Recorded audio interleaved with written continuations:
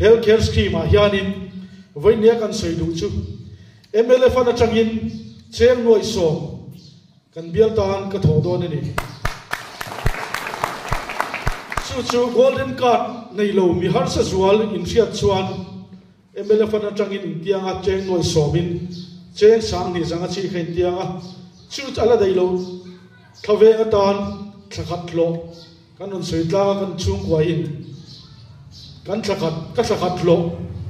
ka pe bon bokani healthcare scheme ta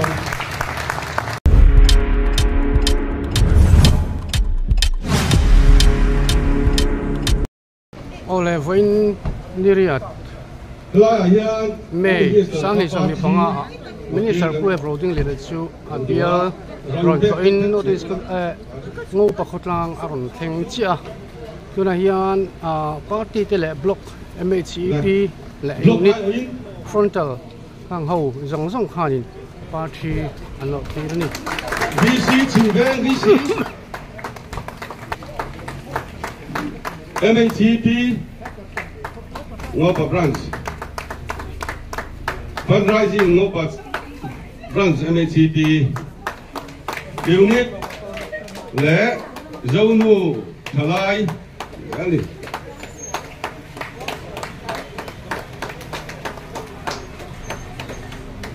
akan menggunakan dingwei sedangkan papan selalu order itu kan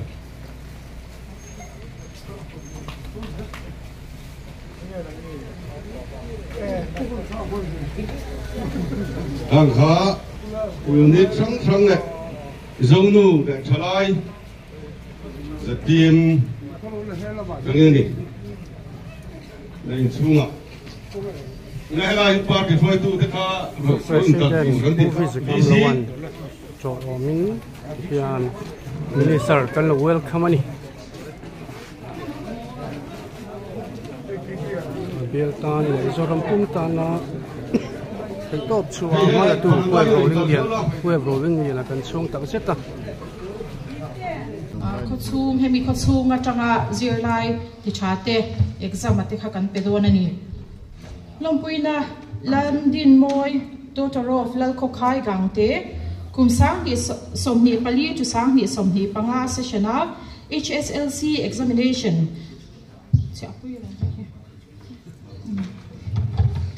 min lo sha thiam deuh lek don ya kan han ta khom deuh le bakawangin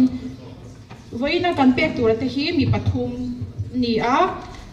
isak si mal som zwala son of si zanging lova to in ringula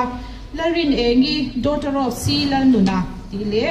e vanal pek lua son of e vanal shata ania pakhathi kan share chwa kange lompuina isak si mal som zwala son of si zanging lova kum sang ni som ni pali ni nga sessiona HSLC examination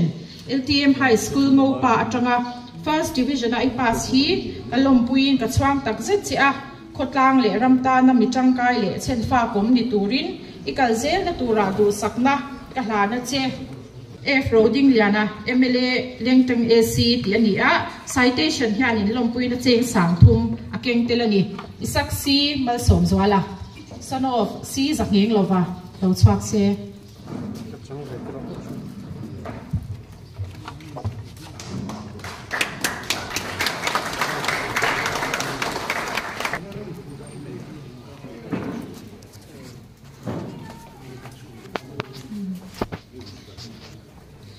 Lavin engi daughter of Sila nuna government ngop high school atanga first division a pasani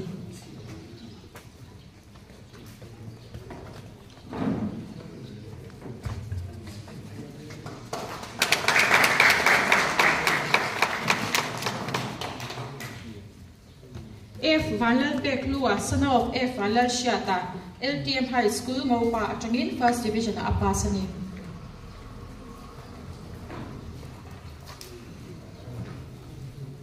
Lo chuan lo lak sak the kan omem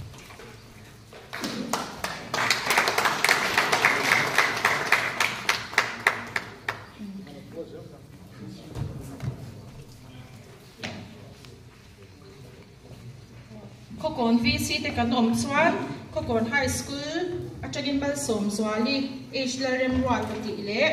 Christy Larin Swali Tetar Ron Lak Sakse Kokon VC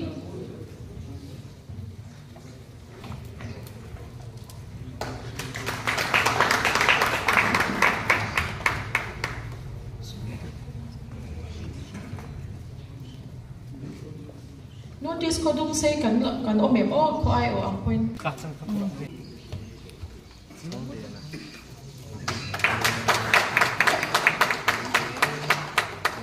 ti chuan kan khol lian in u chairman le kan hun se bang tu te le wen ya yan kan tum masaka chuan school no pang te nen helaya ko ram sang te po hanin cha khoma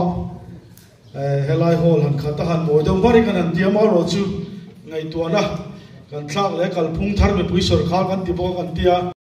kho a hol kha sim angai lo we a trainers training ang de win dei la kan tia vc te khanin nang ma ni khuwa thawa lo in fui thar ula a thain kan sia hey note block lama hian in distinction pakhat ma kan lo ma he tlom thak in ka sia hey kan education lama kan ho tu nu po ma tanangai le ka sia ei tu na chuan zpm policy kan sarkar policy ni to wangin kan tan do te po ngai ka sia zirtir tu hi kan sarkar nu hian azate tak tak kan la towa tu na la bel kan la tum boka tin azol ko pui chunga zirtir tu tamlu tuk te kan son chuak mek boka chu tiang chuan ma kan la ani zirna tel lo chuan ma son na om thei lo wa chu ma ni kwa chawa khami kha in lo in lan chong ve le anga ei ngo pa te po hianin an headmaster thok te kan lo in sin lawa ke mani lam thiam lo te po nia headmaster te po ron kala azir tir tu tho ka chu anin silsiat ril ro om do le ka ma ro chu a thawek tura nga ila no pang ngo pa hianin zan om ti te po stiat a chak oma chu ang te po chu kan la in chin jom jal tura nga ila helaya khotla ai oron kalte VC te official takin kan lo in shia tir lawa khalai kha ni da chuan an elai hi kan thacheng to turang ai la kan in ko khom hian ami pui avai ko khoma ko chua pang pa thin har in ti vaka hi kan ti chi alawa chu wang chuan in an thul lo zong in tuna te po hian kan han ma kan han la a elai hian zir lai kan omlo ni mai thei amaro chu zing lai te kai swai thei tu ho tu te non kalani te kan thiat anga ya khotlang swai tu te e par te lama te khotlang a te po swai tu cha tak tak in non kala chu wang chuan wende kan thil ti a hi ngong thazok ania na kum lama chuan ai a thazok result kan nei kan be se ya chu tiang tur po chuan kan tanga zirna hi thei top chuwa kan tana ngai ni ti kan han sei duwa alai kan non kal chan pakhat le chu healthcare scheme hi tun sarkar hian in than ma tanga kan lo au pui to ania chung te chu voinia hian in atakin alo thleng ta a chu atak rama chu engtin nge he khotlang hian kan manang ti te kan soi du ni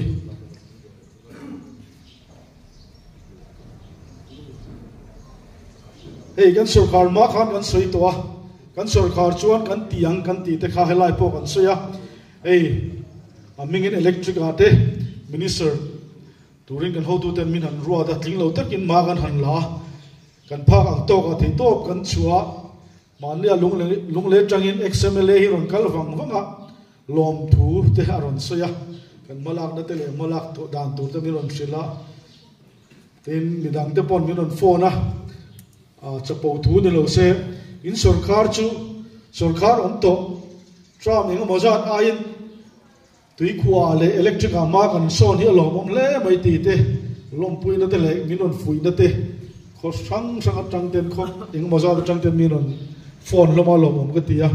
chu kan malak na nia kan sarkar ma khan kan soya ku ma chungin kan in to del kan tum kan tia kan in to del ang kan tilo in to del kan tum kan tia chimi tan chon ma kan la a hei tu na te po kan en chawa tui rini khwa kan tum dan te ma kan la a lei khu chim dona lei chim lo dan cha tu te om em ti te kan mi thiam ten tu na kon an zir meka lei chim ani lei chim a power siam chu apun dan tur te kan ngai tua a chim lowa kan lo dan tur te tu na hian an zir meka tin tui vai hi DPR tun atanga hun rei lo te hian ping do na chu te chu Council of Ministers an la sei kho manga kan state ta tu leo zel kan malak na nia tui rial hi kan ram kan pe a engkim mai compensate avai bel setel kan pe a amaro chu tu na hian electric hi free power po hi kan dong thei lowa a chan chu kan lo in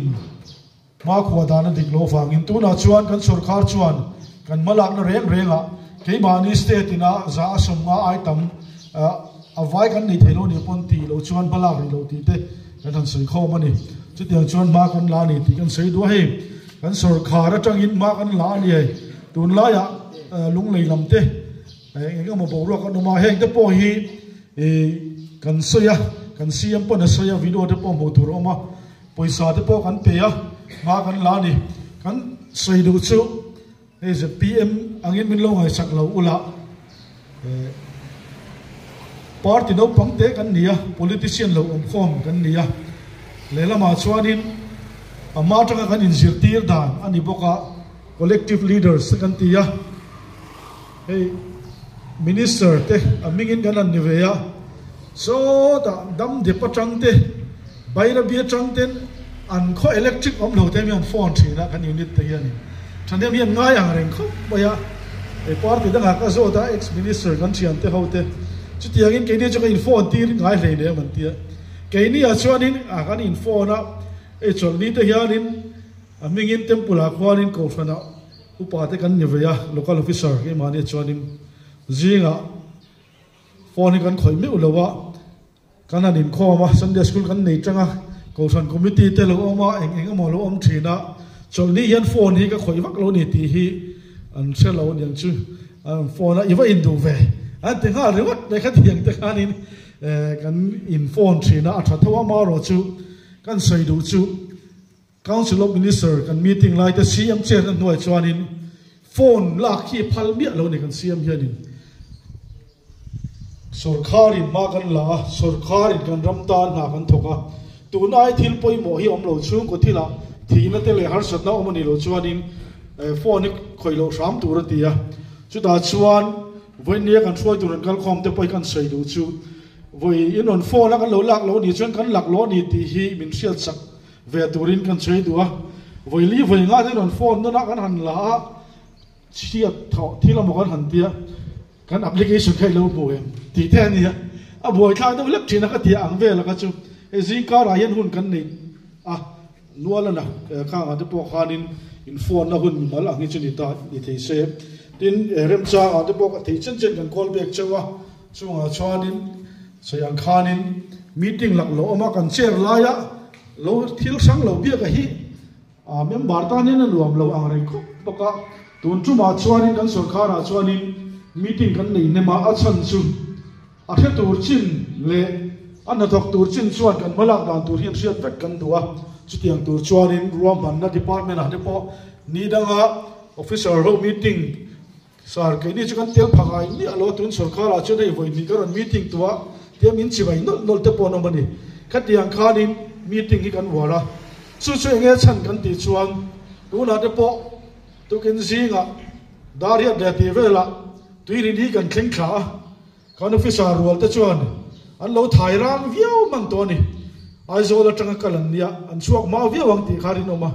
chu wang chuan kan engineer thiam na te kan officer thiam na te man chuak kan tuma chu tiang tur chuan kan tran howa kan hriat tlan anga ya mizo chu mak do mai kan nia IAS officer ni mo minister ni mo YMA committee ate kan rial tlan ani chuanin kalwat noya po na tla nga chun kan lut tho ka tia ang nam kan nia nam dang lam tak mai chu wang chuan he sarkar hian kha kan dang lam na kan unique na kha man tang ka ya kan officer te po a chunga tanga order pe mai lo wa sei tan je la mala ka an hriat tlan na mala ki an nuam bi kan ti hi kan thu pui an nia chuang te chu kan an sei zau duwa tin hei so thing kan le yang kan tia so thing po hi kan le viau in kan sia sai tu la hi adin ke jin wai riat sing sari chuang kan le to ni chu cheng som nga pun cheng som nga kan le lai khan nia khamin hu khanin oxygen an kala anh tin anh cái gì som thum te som ni pangaten kha kha tu nên cần là record fel lawa khó zo là hianin cái gì sinh ni sáng khát lệ som quá chuang cần lấy to chú cheng som nga cần lấy lại khan nia heta po hian oxo na kal chi na kha sarkar a record al om lawa anh tin anh khó zo là cái gì som ni panga an khal la in a thena chon cái gì som pariat te nia ka tiang khanin ni danga chuan budget hi kan in sem zai ngai lo ni helai kan soi ang chia khan ama in than ma kan awang che khan tu na point kan kalani kan budget ania Mizoram budget ania MNF parta Congress parta tin kan clear lo ZPM po ni se ni lo chon kan le lo mai ni chu wang chuan he sarkar hi kum khat le thatum vel kan kal to nu hian kan policy mani chu review kan nia kan tia tam to khop mai electric bill kan tipung lawang kan tia kan tipung lawan ni ni thlengin mania sikima minister meeting oma central minister nga tinge nang ni hinwa tivelo ve tia arunachal nen chia tipung lo kan oma ni not isa arunachal ku chen nga ve siman ngai sak lawa sar kan policy ni ka tia e ati ve maya policy ni chen central ko khon min lo ti vak chuang lawa chu wang chuan in than mai in helai a po thei lawang an tia helai te po debate de ro kan nei kha electric te chu Mizoram sarkar thu ni lawa JRC thu ni chu du do sei thei ni lo an tia ka tia khan MLA candidate lai po khan kan soya ama ra chu policy kan nei ya kan tipung lawang kan tia kan tipung lawa kan tipung lo chung hian ahun taka poisa kan pe ya kum nga chunga sarkar ma sain electric bill apek kaya wanga achoya kha tuna kan ti pun lowa angai reng kan kal ai hianin kainila hum taka kan pe ya rebate kan muwa tuna hian vai bel nuai zathum chuang rebate kan mu to ni tun April pay chon kan mu chau don a chan chu bill min don pek niya kan pe ngalani chu tiang chuan kan pek tur ang rebate kan mu don kan ti po kha atak takin rebate kan mu to ni chu mai chu la ni lo rebate kan mu wanga zan ria te kan electric man bang kan man na hi vai bel che sari chuang kan mulet le to ni chu wang chuan man lo electric kan pek hian sarkar kan hek chuang lawa mi puite tan rom bol la kan la kal pui reng ani chu ang te chu vai na hian kan thil soya kan la dinga vai nia min soi sel tu te Facebook ate mani chu kan en chianga tu pakhat hian posa a post nga hian voice a post na ni chu tharamo kan tile zela heng te po hi kan in zir ve de wanga in sia thei tu post ge eng tik ni post ge eng thu ge ti te po hi voi ni a hianin kan floi tu te po non oma campaign a min ngai lo ula kan thu soi hi sarkarina ma kan lak na adik tak zo kan ti kha kan sei tua chutiang chon ma kan la helai kan sei ang bok khanin tar chom na kan tipung ang kan tia amai sarkarin central atangin cheng za som nga te lokala cheng za te Mizoram sarkarin cheng za te na lo do let ve ya chu chu kai ni kan sarkar chuan kan tipung ang kan tia cheng za le ti ron kal trin kha cheng sang khatin kan do le ta cheng za thum le som ni mu thin te cheng za thum som nga mu thin khan cheng sang khat zali do nan mu to ni tu na chuan khatiang khan kan sarkarin ma kan la kan kal me kan ti kan hriat anga ya tin Rangpur policy hi lomum em mai chu tu na ka sei tu her khem nen point in zomani helaya kan soya thei lawang Mizoram poisa na dei lawang antia tu na chuan Rangpur policy hi thathum thalive kan han kal pui to a tun budget atangin ai try kan han kal pui le ya tun ma kan sei ang khan in kan re thei na kan har sat na kan mang an na chuan lama kan vote ron zo ha MLA te tel lawar na ngam lo thingam lo min siaman tu mai he sarkar thar hi chuan MLA tel lo in thingam to ni ti alo mom ka ti tu nu wa Rangpur pasari lai mai ka khre lo hi ka lo mani ama chuan mi thi reng hi an thi ma tangin kan lo in ring lo ka ni eng wange kan ti chuanin har sa takin aizol kan un pana kan le zong in dam doi te kan le puk chop ten kan tia van doi na kan to ka kan in chan zo talowa motor hayar do ni la ti ngai na to lo kan politics kal fu lo wangin lo thei lo na wangin kan bial tu MLA ne na te tluk lu nga ya chung chu ti top kan tum kan ti kha mi chen kha ti na thei lo wang ti chu wei ne chuan sarkar tha chu bi puin zar an zawa chu bi zar zo tu chu ne lai bia la po hian mi tam takin om tai ka lo me mani chu tiang ang kan malak na thei to pa lo chang le zer tu chen kan som du chuwa wei ne han ke mani mai na thei lo tu na chun party om to lo wa he khotlang ma so na turatan he bial ma so na turatana thei to chu kan chan ru la ngai ai wei ni ya VC te non kal lo wa VC anga khotlang kan bala tu na turam te soi ho ngai ka sia tu na chuan party ril ru da tha he ram tan he khotlang tan hian kan chan ho wa thul toin ka sia mi zo mi puitlem te kan oma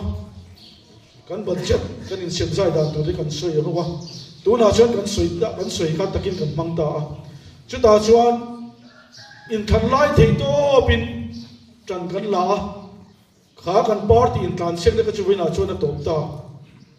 party da tha in thasung lo wa lai khot lang dan te po hian in when in the po hian ruling lo MLA VC jong in on kal lo hi poi ka ti khop ma ya katia ang riu lu put kha thalo in ka sia mania nikum ani do tai ka sia ko pakhat VC hi ron kala ron thasung khop ma ya kong khara ron lu chang in sar unit te ka ron dir khap ani o tia min bu tur khan unit kha ron di la katia kha ngai lo kan man ani chuan ek tik lai pon khotlang dan chu kan in hong ani ti kha kan sia da thai ka sia ei kan nunga hianin kan chief engineer oma development kan kaltira sar ibialte kan minister bialte thliador ban ti don lo ama mo kan pe masador kan tia tu na po chim lama son MLA kan ni lo na zonga electric chu kan ti changkang ma sabera ni substation te kan honga line thar te kan siama transformer te kan da belani keini chuan he ram ta na kan thoka min siam tu chu kan thereng thei top chu kan suang amar chu khotlang development in dang khop te hian ma kan don lo chung chu voinia bo hian kan sia ta tan trying ka sia he ram siam thatu hian voinia chuanin ipo politician kan ilo in kan ma khan kum level politician angin kan oma voinia po hianin kan la thiam chuang lo ma ni chu lom om deuh mai chu party office kan ba thu ve ron kal tam deuh tu tia ron kal tama in ron kal tam deuh lo chuan in chu in khom poi kan tlem thei to tu kan tia ni a chan chini da nga chuan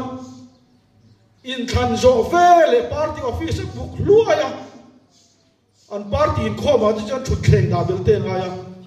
ke ni a chuan tun thleng hian kan mania po unit pani in an president in ban an on dila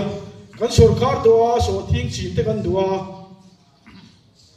lo nei te kan du ve to an ti ani an da thok so ai ngai tut mai ni da a chuan unit te an in chu ni president di te an in chu ni ma se ZP ma se unit pani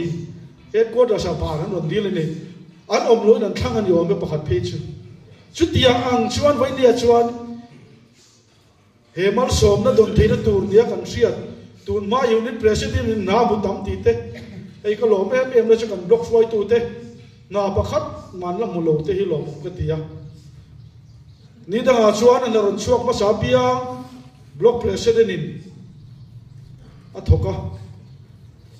ei a top don a khan in kan block president chuak ta kha ei chu ti ve em te i thut thleng kha sana dup lo mai ka tia a thut thleng kha sana dup lo te bo kha puan lap pan ni pha block president thut thleng a chena dup lo per pol ni mai the ni chu wang chuan ni du lo chung na tlep te kan han pe lui ve ni chu tiang ra ma chuan kan chenga kan mi te po mal som lam donga sem dam ti in na kan la thok theya chutia ang tu chuan kan kal zela pui moi ka sia chutia nga tan chuan ma kan la voi ne te po health care scheme sarkar kan tlak au puya he kan tlak au hi taka lo thlen na tur tan chuan voi ne ya foi tu kal khom te ma hian an soi ka du cashless in kan kal pui don ti in kan policy ya kan sema khan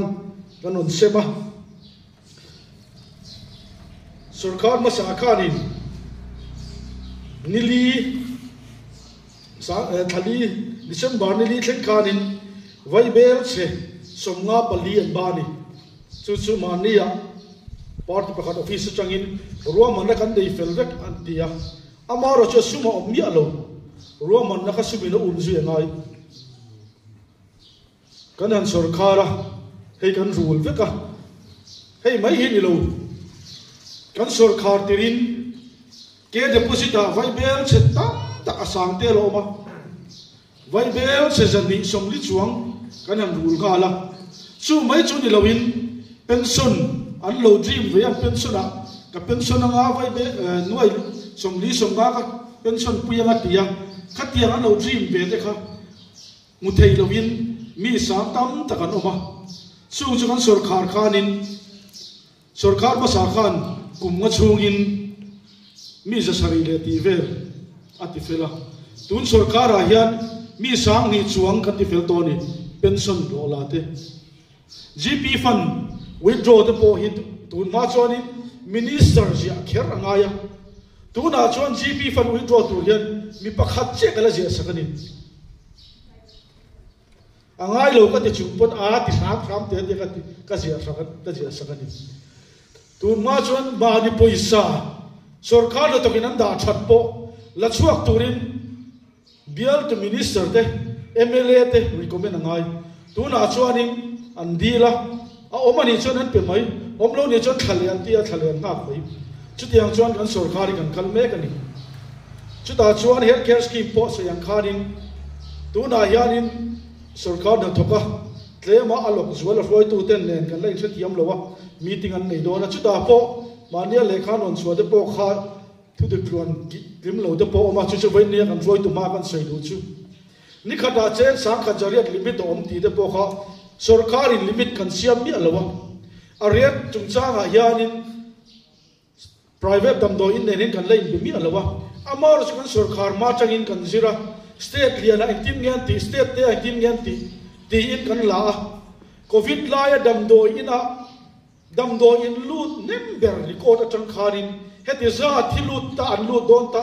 30% kan la belani chuta chuan mi sang si khat lo lut se si khat sang thum kan belani entir nan si khat sang thum kan bela he mi ta ni an a ceiling kan siama a limit kan siama he mi te class ya de za thi ti se ti in budget a te kan da support kan pe ya chu mai chu le lam peng nen kan dai apa sarkarin poisa lo nei lo ila health care scheme la ka pe du ila banking ni somli panga chung in min pek sak vek dona chu ta po na ti fel thei lo ila ni som paru chung min la ha le dona ni som paru chung min la ha le dona chu mi nu a chuan bil te pok sarkarin kan ti kan ti ya chutiang chuan sarkar ma sa a kan mu thei lo ti ma ta kha chuan ta man ne ya ke ni chuan to na hianin poisa kan te ki bai a mi sin a po sing thum sang li zariat som ko pathum kan pe to a vai bel che za som pasari chuang kan pe to pokani chung ta chu kan private hospital te hi min ring ro kan ti ya ama mi te rin ngam lo awangem mi puin tor kan rem ti lowa chu wang chuan mani biala kan pe ni la thadem ngai la ti in bonian doctor kan ko boni doctor rot ko la tur tak ania health care scheme a hianin voinia kan sei du chu mla fa na changin cheng noi so kan bial tan ka tho do ni chu golden card nei lo mi har sa zual in riat chuan mla fa na changin tianga cheng noi so bin cheng sang ni zanga chi khen tianga chu chala dei lo thave atan thakhat lo kan on sei tla kan chung kwa in kan thakat lo kape bon bokani healthcare scheme ta chu thei to pin VC te video te ponin ma lo la ula committee te lo din ula kan khotla nga in ron kala healthcare scheme in lo in register le si lo wa bol tha nang mani poisa in manga bidang ta te pu kha chen noi ka theng sang ni zanga in register khan in lo don ni amaro che thonin kan ti don lo cheng zan ni somnga amo cheng zan ni amo khang ka chu khotlang in VC te le lo in ron ula tam tak in la lawang cheng sang ni zanga khan in cheng zan ni amo cheng zan ni somnga ti kan ru ru to wa cheng zan ni somnga ne chuan in lo register tir ve ka abak zong che mele fa na tang le kha kan lo tang khan in lo in mane sanga not le south ta ni in semanga har sat mangan kan to in su chuan kan in thambom ve don ni mandeu khanin GST ti tir khanin heitai sahianin Mizoram business coordinator chairman kan in lai khanin boka bin som ve ya modian arun honga chuta chuanin B2B kan sei khoma chuta sumdong lian ho thil sei chu tax pay ka hi vailama chuanin GST an pe ya an GST pay chu thu san ni se an GST pay ka income tax an choi le ni chu 30% an poisa bu jong zama tanga 42% vel hi an choi in an thian pa pakhat aron dinga tile nei pa officer pakhat ne na khan GST pe hi ke ni ra ma chona shoba denga tinge dia mani America te kan jukala Australia te healthcare scheme ma chona Australia chen lo bir nga la de kan cham chu kha kan thian pakhat dam lowa eng kim ma free nan ti veka a ho don thlegin a dam do e tur la pe dia ni kan ra ma chuanin civil hospital avalutila la pual le ngala eng kim le ngala chu wang jon GST te income tax pay te hin alom miram set agin om ve ulan na lawang ti an ni mail ri ka sia chu wang jon ke ni chuan kan raba Mizoram chuan khatia ani lo na tura dan khan healthcare scheme te thatakin gan kalpuyanga cashless ani chuan iron in register anga khami chunga doi nga chungai omani chuan I chuak topang eng mai ti ngai lo mingi sai na ngai chuak topang chu kan du ni tu na chuan mi puin kan boi puya ke ma ni kan kala dam le dam lo in kal na tur pop chelo in akara tha kan boya chu sarkar thar hi chuan tha ti lowa kha scheme noya yomani chuan golden card a chen ngai lo noi nga thleng ka golden card na le thei vek golden card ta mi ba kan khuwa te har sa no mani chuan healthcare alo in register vek ula chutiang tu chuan marun la turin kan som bu chewa dor tur po wasiat lo te kal na tur po se lo te thingtlang mi tam tak ka dom chu wang chuan cashless si atul moi ani chiat kan to ka khatam tak chen te chu ai zo le no ma chu mi nuwa mani healthcare scheme boi pui tura in ron om le hi kan sarkar chuan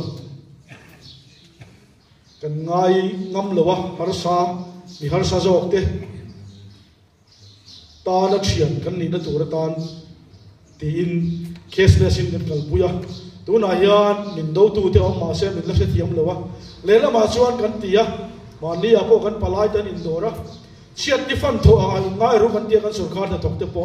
YMA in chiat ni fan nan khona chu chiat ni fan chu kan mang ta lo ni chuan lo ma ngai la healthcare scheme te po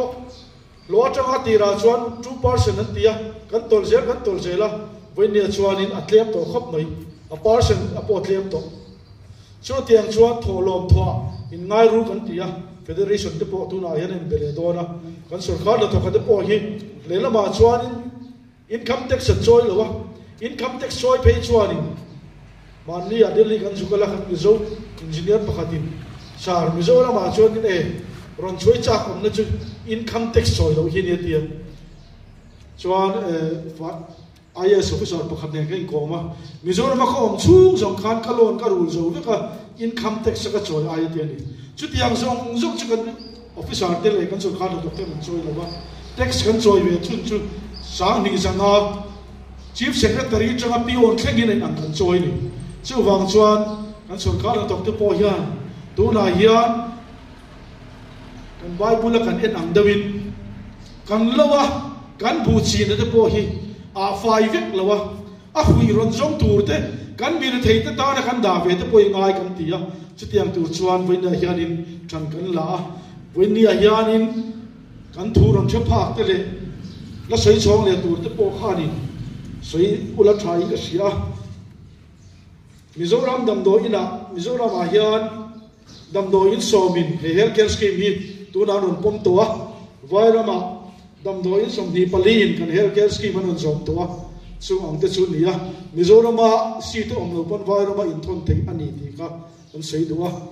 ne silong a te po hian kal tam khop maya silong ko lo tha khop maya tia chu wang chuan a security omani a lo thon om lo ani lo thon om a ron sei tu te hi chuan an thiat zong zong sei kim dik lo ngai ula a thain ka sia chu wang chuan he healthcare scheme hi kan bial ta na tha kan chung ko ta na tha ni ti sia in thei top chuin ma lo la ula hebi lo hi chi in na de dang om lo company ne jom ula te ti thina company a chuan in history enanga nat na ben voni eng moi ve ni chuan in aski mai lu thei lo ke ni a chuan in nat ben von po lo ve la mangai na ne kan pum vek don chu wang chuan a healthcare scheme hi thei top chuin ma lo la ula tran la ula ti kan sei do a top per kan sei do chu lai kan sei thin angin kan campaign lai kan au la ang khanin kan ramin mal som na don zia thina tur tan le kan chung koi na chu mi lo na kan lo tom thina tur tan chuan tong trai na ne kan in puyanga mal som na tlok pui lo turin kan bial pui ta ka cha do chuwa mal som na tlok pui tam to fm contract na ron kala noi som li som nga te unit ke pha na te nan mong mai mai hek te hi kan bial a chon om vel lo se ka ti ni pathian zara party dang kan ena le lama chon ham thil thak loi nam lo policy han ni thabik te loi ram bik lo chu wang chuan kan policy hi kan kal pui the ya tu na po mal som na dam tak kan dong po wara pe chen kan dong na se em em ni so yang khanin in trong trai pui na jar de po ni yang suti yang tur chuan thei top chua ma lo la tur le kan na a tha tur ni ti sei du top ra chuan kan khot lang tan na kan thoka kan chung ko kan lo lok puyen ni pon voi ka ta lok chak itum lo ngu ta dang te po thok le thei turin lo in ro mang ro ta dang bei sei lo ang zia za nga mun thuma thena mun khata na tho tum hi dik lo chu wang chuan so ka da po kan la chel ring mai thei ni voi ni ron kal khom de thu thu hi ni chu wang chuan he khot lang ta na mal som na tam zo alo lon lu theina tur tan chuan chung lam mal som na kan ti langa kan na atakin langa nga chu chuan ni he ram kan siam nga he khotlang in mal som na donga he ram hi kan tu le fa te ta na sekle na tla ka siam tu chuan kan zawai kan thok tan ngai ni ti hi kan sei du le ka lo me